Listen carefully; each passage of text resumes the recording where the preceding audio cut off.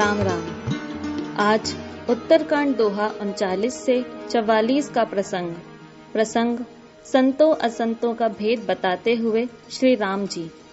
कल से हम सुन रहे हैं श्री रामचंद्र सरकार द्वारा संतों असंतों में अंतर की व्याख्या। विशेष बैठक में अनुजों एवं हनुमान जी को संबोधित करते हुए प्रभु कह रहे हैं कि असंत सदैव लोभ में ही घिरे रहते हैं। उनके आहार विहार पशुओं जैसे होते हैं। किसी का दुख देखकर अत्यधिक प्रसन्न होते हैं।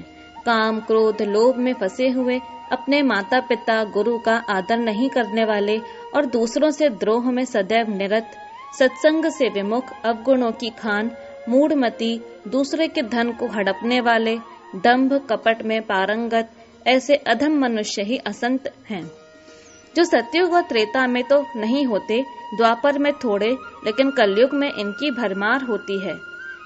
इसका और भी विस्तृत वर्णन राम जी ने किया है। प्रभु एक सूत्र बताते हैं कि परोपकार के समान दूसरा धर्म नहीं और दूसरों को दुख पहुंचाने के समान अधमता नहीं। वैसे तो प्रभु का वैभव और प्रभुत्व मानस में कई स्थानों पर गुप्त रूप में प्रकट हुआ है, लेकिन आज की इस संगोष्ठी में प्रभु ने स्पष्ट रूप से अपने ईश्वरत्व को स्वीकारा है। वे कहते हैं कि मैं ही समस्त शुभ और अशुभ कर्मों का फलदाता हूँ, इसलिए चतुर लोग संसार को मायामय जान मुझे ही भजते हैं। प्रभु का पूरा उपदेश बहुत ही शिक्षाप्रद, प्रेरणादायक है। इसे ध्यान से सुनना व पढ़ना चाहिए। अब सभी लौटकर अपने महलों में आ गए। कुछ समय पश्चात एक बार प्रभु ने समस्त नगरवासियों, गुरुजी, ब्राह्मणों, विद्वानों आदि को बुलाकर एक बृहद सभा का आयोजन किया। उसमें भी स्वयं को ईश्वर प्रकट करके पूरे जनमानस को जो उद्बोधन किया गया है, वह सब वेद पुराणों का सार है एवं एक आदर्श राजा के द्वारा प्रजा के साथ व्यवहार एवं संपर्क रखने का भी उत्तम उदाहरण है। प्रभु का यह वचनामृत बहुत विस्तृत है।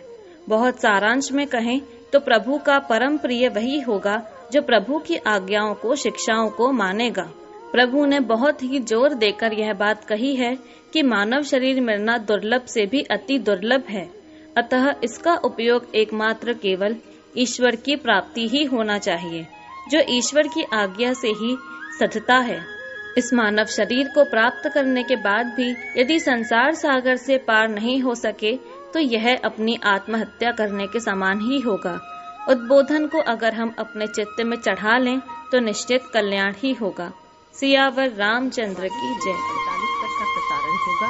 उत्तरकांड आज हम सुनने जा रहे हैं उत्तरकांड दोहा 52 से 58 का प्रसंग राम कथा सुनकर पार्वती जी का कृतज्ञता ज्ञापन और अगला प्रश्न पूछना। कल पार्वती जी कह रही थी कि हे कृपा सिंधु, राम कथा सुनने से मेरा मन ही नहीं भरता। राम कथा सुनने से यदि किसी का मन तृप्त हो जाता है तो समझना चाहिए कि उसने राम कथा के रस का स्वाद जाना ही नहीं। राम कथा भवसागर पार करने के लिए सबसे सुदृढ़ नाव है। हे प्रभु, आपने जो यह काकभुशुंडी गरुड़ संवाद की कथा सुनाई, इसमें कौवे के शरीर में राम भक्ति का होना मुझे संदेह में डालता है, क्योंकि हजारों मनुष्यों में कोई एक धर्मात्मा होता है, करोड़ों धर्मात्मा में एक विरक्त, करोड़ों विरक्तों में कोई एक ज्ञानी तत्वज्ञ और करोड़ों ज्ञानियों में भी जीवन मुक्त मिलना मुश्किल है। उन हजारों जीवन मुक्तों में सब सुखों की खान ब्रह्मलीन पुरुष का मिलना दुर्लभ है, और इस ब्रह्मलीन साधकों में हे प्रभु मद माया से रहित भक्ति परायण साधक का मिलना तो अत्यधिक दुर्लभ है। वही भक्ति काकभुशुंडी जी ने कैसे पाई, कृपा करके बताइए। भोलेनाथ अब अत्यधिक प्रसन्न होकर पार्वती जी की प्रशंसा करके कथा शुरू करते हैं। पूर्व सती शरीर में हे पार्वती, जब तुमने देह त्याग किया था तब मैं अति विरक्त भाव से पूरी पृथ्वी पर सत्संग करता घूमता था। उसी समय एक बार उत्तर दिशा में एक अत्यधिक रमणीय नीलगिरी पर्वत पर पहुंचा, जिसके 4 ऊंचे ऊंचे शिखर हैं। उन चारों में क्रमशः विशाल वट, पीपल, पाकर और आम के वृक्ष स्थित हैं।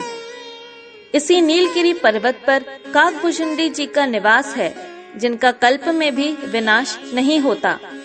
वे पीपल के नीचे ध्यान, पाकर के नीचे जप यज्ञ, आम की छाया में मानसिक पूजा एवं बरगद के पेड़ के नीचे सदैव हरि कथा सत्संग करते रहते हैं, जहाँ बड़े बड़े पुण्य आत्मा पक्षी आकर सत्संग सुनते हैं। मैं भी उन्हीं दिनों घूमते हुए वहाँ पहुँचा और वहाँ की अत्यंत सुखद स्थिति देख हंस का रूप बना कथा सुनने लगा। पूरी राम कथा सुनने के बाद मैं वहाँ से आ गया। वह सब कथा मैंने तुम्हें सुना दी है। अब गरुड़ जी के वहाँ जाकर राम कथा सुनने का वृत्तांत सुनिए। लंका के युद्ध में जब मेघनाथ ने प्रभु को नागपाश में बांध लिया था, तो नारद जी के कहने पर गरुड़ जी ने आकर उन्हें बंधन मुक्त किया था। बस इसी घटना से उनके मन में संदेह हो गया कि जो अनंत कोटि ब्रह्मांड नायक हैं, जिनके नाम लेने से भव बंधन टूट जाते हैं, उन्हीं राम को एक तुच्छ निशाचर ने नागपाश में बांध लिया। ये ब्रह्म राम कैसे हो सकते हैं, जो हल्का सा स्वयं का बंधन भी नहीं काट सके।